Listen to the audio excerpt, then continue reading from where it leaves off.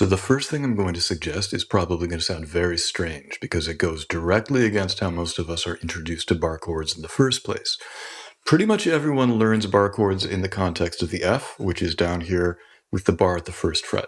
What I'm going to suggest is that you start practicing the bar around the 5th to 7th fret. The reason I suggest that is because for most people, on most guitars, in my experience, this is the area where it's actually easiest to make the bar. This is the area where you have to fight the least in order to get a clear sound coming out. When you start going below the 5th fret or above the 7th fret, bars start getting harder in different ways. So the ironic thing is that people tend to be introduced to bars at the 1st fret, which is one of the harder places to play it. So my recommendation to start with is start around here and gradually work your way down. And by gradually, I mean don't feel like you're supposed to sit down and in 5 minutes you're going to go from doing a bar here to doing a bar down here. It may not happen in one session. It probably won't happen in one session. It may not happen in a day or even a week. You know, these things are going to take different lengths of time for different people. So the important thing to think about is starting where it's easiest and then gradually branching out into things that are harder. I think that's a good principle regardless of what we're practicing, whether it's bar chords or anything else. Physical technique, a conceptual idea, theoretical things. Start at whatever point is the easiest and the most comfortable and then kind of work your way out from there. Another thing that's really important is don't hold the bar for very long, especially initially. A lot of people, they'll make a shape and when it doesn't sound good, they'll keep playing it and they'll keep holding the hand because they want to get it right, which is an understandable impulse. But you can easily fatigue the left hand by doing that. So what I really recommend is hold the shape for a second, but then relax. Let it ring out long enough so that you can hear what's going on. And if you hear something that's not great, then it's okay to take a minute to adjust, but try not to hold it too long. And if you can, try making the adjustment without pressing down the finger. So in other words, if I'm doing this and I'm not getting a clear sound there, rather than keep the finger pressed down while I try and change it, I would say lift the finger up so that you're still touching the strings, but you're not pressing down. You're not applying fretting pressure.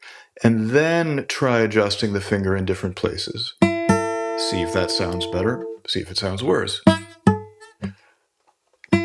But the main thing is it's very easy to fatigue the left hand because bars do put a lot of strain on the left hand. The best case scenario is that they put a lot of strain on the left hand. So the idea here is try not to do too much for too long. It's kind of like being a weightlifter. You know, if we're new to weightlifting, we're not going to go into the gym and immediately start lifting 50 pounds over our head for half a minute.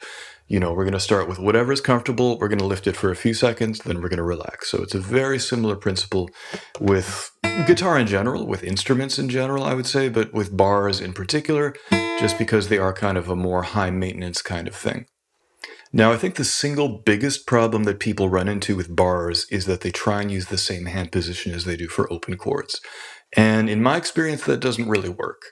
If you look at open chords, you're basically playing with the fingers more or less straight up and down. You know, so you would think that, okay, I'm going to play a bar, I'm going to play with that kind of position. And it's really hard to get the necessary pressure to get that happening. You know, if you look at the index especially, you know, it's very flat, which, yes, you want to get the finger relatively flat, but you want to also make sure that it's in the right part of the finger. And this really paddy spot, I would say trying to get a bar happening there is going to make life very hard. So rather than do that, think about a different overall position where we're going to use more of the bony edge of the finger to actually press down on the strings. So don't feel like the finger is supposed to be completely 90 degrees with the nail pointing straight up and the knuckles pointing straight away from the guitar. With bars, I generally find that if you angle the hand so that the knuckles are aiming a little more towards the headstock, and so that the palm and the wrist are coming a little below the neck, and the thumb's a big one with bars. The thumb is coming more on the back of the neck, parallel with the index.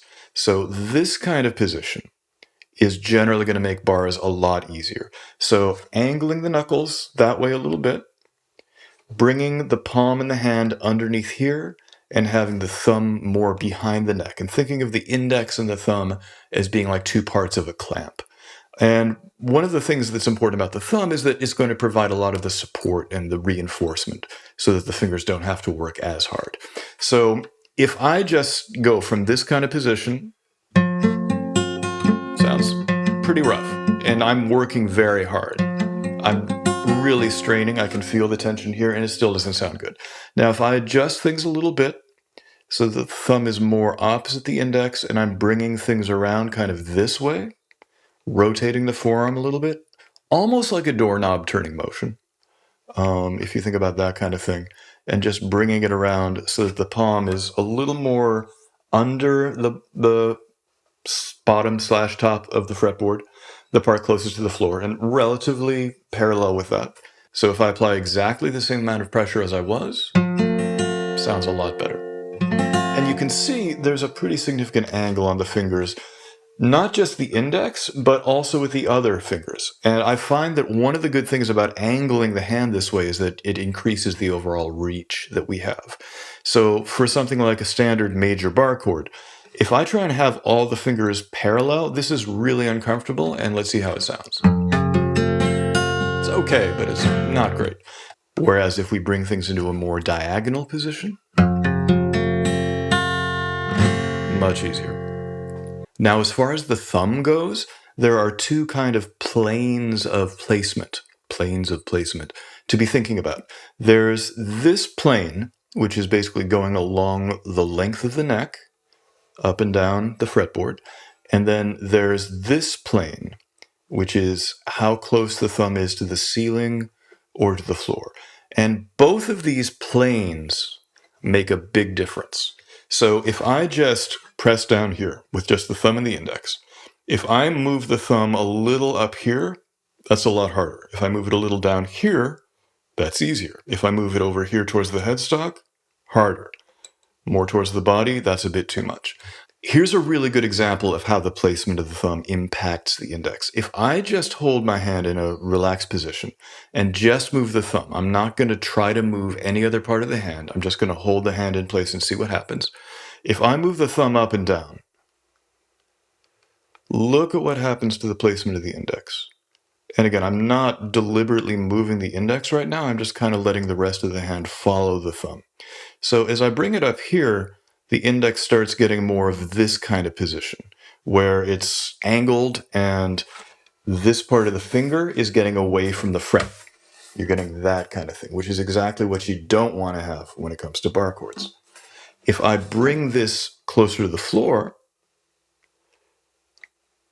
we get a position that's much flatter, which is exactly what we do want for bars. If you bring it too far down to the floor, then you start kind of splaying things out that way. Similarly, depending on where you're placed here, up and down the length of the fretboard, again, I'll keep my index held down, and let's look at what happens to the placement of the index as we move the thumb. So I'm moving the thumb towards the headstock. Finger starts angling like that, which we want to avoid. If I start moving the thumb towards the body, there it's straightening out. But at a certain point, you can see the finger starts angling that way. And as far as the placement of the finger in relation to the fret, we want it to be as parallel as possible. And one of the tricky things about bars is that we have to be careful about the finger placement on all 6 strings. So generally speaking on guitar, the further you are away from a fret, the worse it's going to sound. This is right up behind a fret. And as I go closer to the headstock, it gets buzzier and splattier and more out of tune. So I would say more often than not, we don't want this kind of sound. If we go too far the other way and we're on top of the fret, then we get that very kind of muffled, muted sound. So generally speaking, all things being equal, we want to get the finger tucked in right behind the fret. This is important for bars because it's very easy to have different strings have different distances from the finger. So if we look at this, at the 5th string, that's right up behind the fret. That sounds pretty good. If we go to the other 4 strings, That's not so great. Yeah, that's awful. That's practically the wrong fret. But if you look at where the finger is hitting the string there, it's way the heck over here. So even though we're tucked in right behind the fret there, if the finger is at this angle, then we're going further away from the fret with every string that we play. So if you think about a parallel kind of thing, running alongside the fret, that's kind of what we're aiming for with bars. Now that brings up another point, which is the actual angle of the finger this way. And what I recommend is not just having the finger straight, but actually flexing these knuckles out a little bit. So that instead of just being straight, it's actually, I can never remember if the term for this is concave or convex, but it's actually that way a little bit. The reason this is important is because these two areas underneath these knuckles, because you basically have indentations in the surface of the finger at those points, it makes it harder to hold down strings. So if I do a regular kind of position, in other words, I'm not being super mindful about flexing out the knuckles, I'm just kind of resting the finger there. Let's see how it sounds. Yeah, not great. Now I'm going to keep the same basic position, but I'm going to think more about this. I'm going to have both of these knuckles flattened more. Let's see how that sounds. There we go. I'm going to relax the knuckles, flatten it a little more. So thinking about the finger being not just straight, but ideally kind of flexing the knuckles out a little bit so that we can kind of offset the disadvantage of having the strings hitting the finger right at those indentations at the knuckle joints. So it's a lot of moving parts, between this angle in relation to the fret, this angle in relation to the flexing of the finger, the angle of the thumb up and down the fretboard, the angle of the thumb from ceiling to floor. It's a lot of moving parts. The good news is that there is no one specific angle that is going to work for everybody on every guitar. It's not like you have to pull out a protractor and get the exact measure of degrees in each aspect of each plane of measurement. There's no one be-all, end-all position that's going to be best for everybody. That's the good news. The bad news is there's no be-all, end-all position that works for everybody, which means we have to do some experimenting. And as you're practicing this, I would say, don't think about having your hand in a very specific position with regards to what we've been talking about.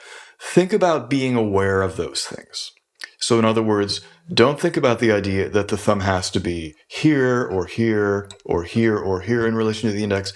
Think about the idea that depending on where it's placed, this is going to affect the placement of the index. And again, if you just rest the index lightly on the strings without applying fretting pressure, and then you start moving the thumb around, you'll see that the index starts assuming different angles and different shapes and different positions just by following the placement of the thumb.